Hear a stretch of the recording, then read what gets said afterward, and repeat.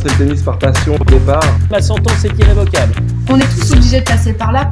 Cette team Jeunes Talents, c'est une formidable initiative pour permettre bien justement aux jeunes de vivre aussi l'extra-sport, l'extra-tennis, ce qui peut leur donner un équilibre supplémentaire, des forces supplémentaires. J'étais heureuse dans ma vie personnelle, une maman épanouie. J'étais professionnellement aussi à côté de la boxe. Je m'éclatais, donc je me construisais en parallèle. Et ce qui faisait que quand j'arrivais sur les entraînements de boxe ou sur les compétitions, je pouvais me mettre à 300% parce que toute la journée, j'étais pas 100% sport. Quel est le meilleur conseil que tu aies reçu? Un mot en anglais au basket, dire delete, comme un ordinateur, delete.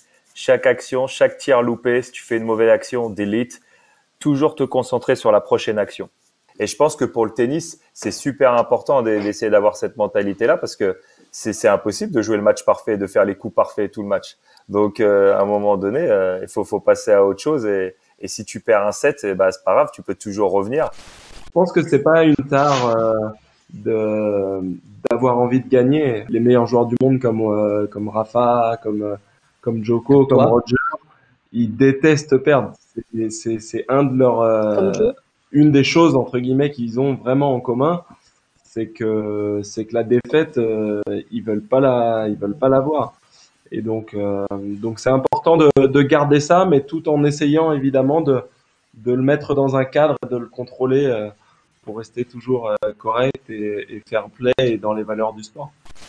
Je disais, ça va, c'est pas les JO, donc je suis tranquille. Mais alors, qu'est-ce qui se passait quand c'était les JO? Ben voilà, c'est là, tu vois, où c'est le piège. C'est que tu te sers de ça pour relativiser et après, tu y es et tu dis, bah mince, j'ai plus, tu vois, t'as plus justement cette petite soupape.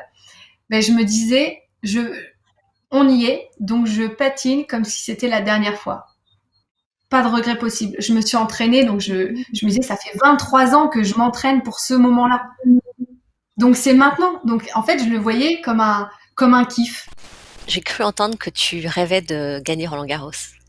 Absolument. Je voudrais te demander de te visualiser en vainqueur de Roland-Garros. Là, dans tout mon corps et dans ma tête aussi, c'est une explosion de joie.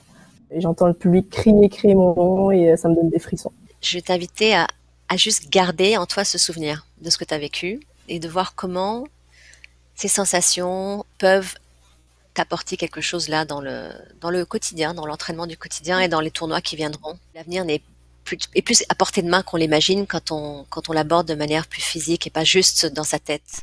Il y a peu de choses qu'on peut contrôler dans le tennis. On peut contrôler ce qu'on pense, on peut contrôler ce qu'on dit, on peut contrôler notre comportement, notre attitude sur le terrain et on peut contrôler la fait qu'on se donne 100% de soi-même pour chaque point, qu'on se bat jusqu'au bout. Encore une fois, être sportif de haut niveau, c'est quelque chose d'extrêmement difficile, mais je vous sens, entre guillemets, bien câblé, les pieds sur terre, et c'est la base de la réussite, indépendamment de votre talent qui est grand, parce qu'autrement, vous ne seriez pas là. Vous avez intérêt de réussir et ma sentence est irrévocable.